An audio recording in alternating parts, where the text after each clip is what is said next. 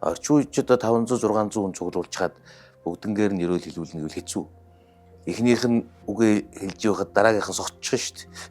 Согтцсон улсуудын үгийг сонсоо сууж явах чинь тэр хорим биш утгагүй зүйл болно шүү дээ. Тэгэхээр мэдээж бүлгэлүүдийг төлөөлөөд үгээ хэлж ерөөл хайрладаг сургаал юмаа хэлдэг зарчим бол байна.